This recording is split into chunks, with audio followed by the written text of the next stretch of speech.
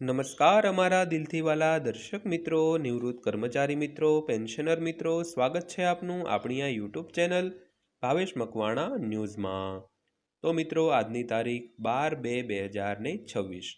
તો આજના આ વિડીયોની અંદર આપણે વાત કરવાના છીએ તો હવે પેન્શનરો માટે આવ્યા છે એક મોટા ખુશખબર। તો 62 થી 82 વર્ષની ઉંમરના પેન્શનરો માટે અત્યારે જ થઈ છે એક મોટી જાહેરાત। તો મિત્રો, શું છે આ જાહેરાત જેની આજના વિડીયોમાં આપણે ચર્ચા કરીશું। તો આજનો આ વિડીયો ખાસ કરીને અંત સુધી જોઈ લેજો અને હજી સુધી જો આપણી આ ચેનલ તમે સબસ્ક્રાઇબ ન કરી હોય તો આવી જ માહિતીઓ માટે આપણી આ યુટ્યુબ ચેનલ પણ સબસ્ક્રાઇબ કરી લેજો મિત્રો। તો શરૂ કરીએ આજનો આ વિડીયો। તો ઘણા સમયથી દેશભરના લાખો કર્મચારીઓ 8મા પગાર પંચ પર સવાલ ઉઠાવી રહ્યા છે। તાજેતરમાં સરકારે 8મા પગાર પંચના અમલીકરણની તારીખ સ્પષ્ટ કરી છે। તો વધુમાં એ પણ સ્પષ્ટ થઈ ગયું છે કે 8મા પગાર પંચ હેઠળ કયા કર્મચારીઓને લાભ મળશે। તો આ સમાચારમાં આ વિશે વધુ જાણીશું, તો વિડીયો ખાસ કરીને અંત સુધી નિહાળી લેજો। તો દેશભરના લાખો કર્મચારીઓ 8મા પગાર પંચની રાહ જોઈ રહ્યા હતા। તો હવે સરકારે પગાર પંચ પર કઈ તારીખે લાગુ કરશે તે સ્પષ્ટ કર્યું છે। તો 8મું પગાર પંચ લાગુ થતાં જ કર્મચારીઓના પગારમાં નોંધપાત્ર વધારો જોવા મળશે। તો આજે આ સમાચાર દ્વારા અમે તમને 8મા પગાર પંચ સંબંધિત સંપૂર્ણ માહિતી આપવા જઈ રહ્યા છીએ। તો ચાલો તેના વિશે વધુ જાણીએ। તો સૌથી પહેલાં વાત કરીએ તો સરકારે શું કહ્યું છે તેના વિશે। તો ઘણીવાર એવું જોવા મળે છે કે જ્યારે પણ નવું પગાર પંચ લાગુ કરવામાં આવે છે ત્યારે નિવૃત્તિની કટ ઓફ તારીખ અંગે મૂંઝવણ ઊભી થાય છે। તો કર્મચારીઓના મનમાં એવો ડર છે કે જો તેઓ કમિશનના અમલીકરણની અપેક્ષિત તારીખ જેમ કે 1 જાન્યુઆરી 2026ના એક દિવસ પહેલાં નિવૃત્ત થાય છે તો તેમને ફક્ત જૂના દરે પેન્શન મળશે।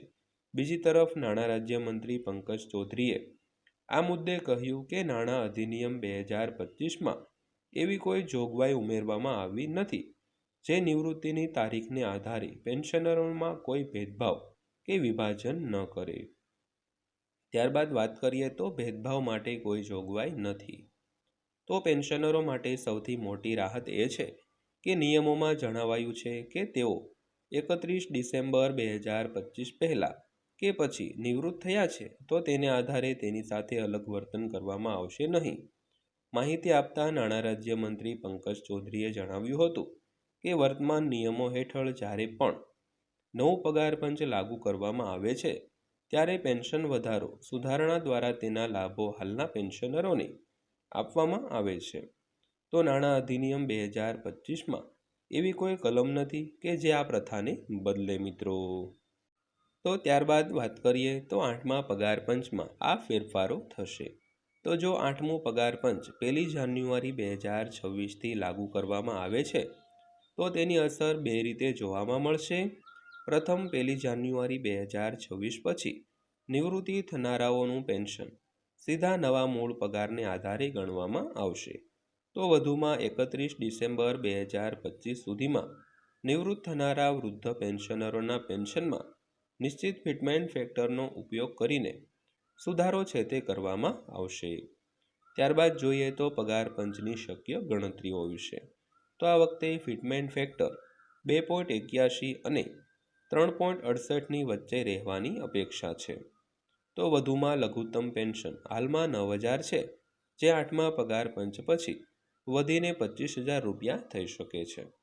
તો ખાસ કરીને 8મા પગાર પંચમાં પેન્શન અને પગારમાં વધારો કરવા માટે જો કોઈ અગત્યનું પરિબળ હોય તો તે ફિટમેન્ટ ફેક્ટર છે। તે ખાસ કરીને આ વખતે 2.81 અને 3.68ની વચ્ચે રહી શકે છે અને હાલમાં જે લઘુત્તમ પેન્શન 9,000 રૂપિયા મળી રહ્યું છે જે 8મા પગાર પંચ પછી વધીને 25,000 રૂપિયા થઈ શકે છે। ત્યારબાદ વાત કરીએ તો સરકારે તેના જવાબમાં સ્પષ્ટતા કરી છે તેના વિશે।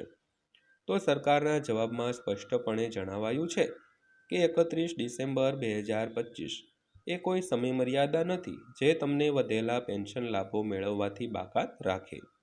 તો ભૂતકાળની જેમ પગાર પંચ એ વૃદ્ધ પેન્શનરોના પેન્શનમાં સુધારો કર્યો છે જેથી ખાતરી કરી શકાય કે તેઓ ફુગાવાના આયોગમાં પાછળ ન રહી જાય મિત્રો.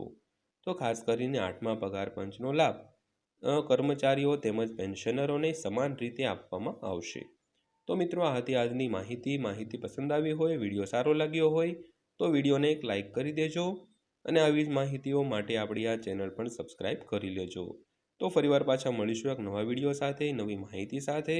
ત્યાં સુધી સૌને જય હિન્દ, વંદે માતરમ.